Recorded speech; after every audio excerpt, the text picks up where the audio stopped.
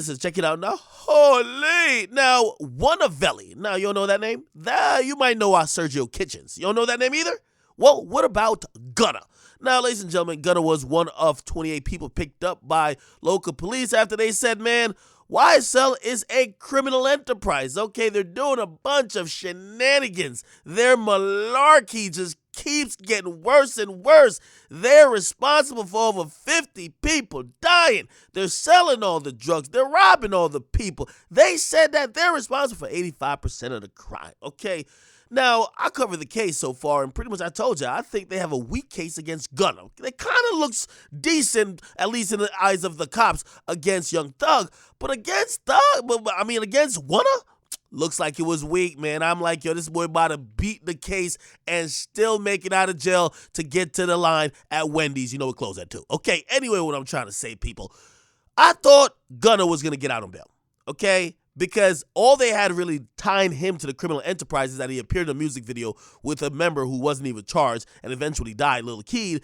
and also he throws him a bunch of hand signals. But I don't know, maybe he got some joint dyslexia. I don't know. He just throws up random hieroglyphic signs, right? And basically say that he's in control or he got shooters, okay? But come on, man. They don't have him dead to rights or anything. He's not caught on the phone saying nothing incriminating, at least what we know now. He's not really doing anything overt. So why Gunna not getting out?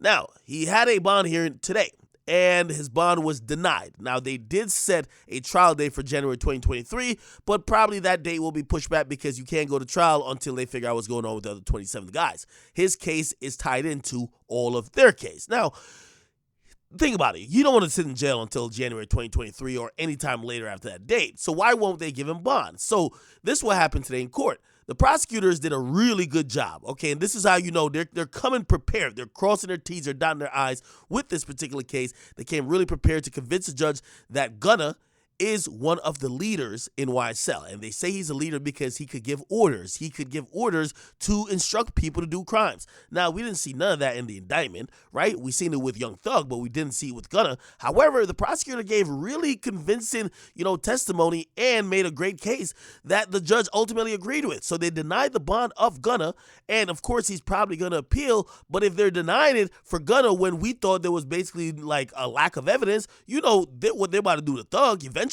right? Now, here's the thing.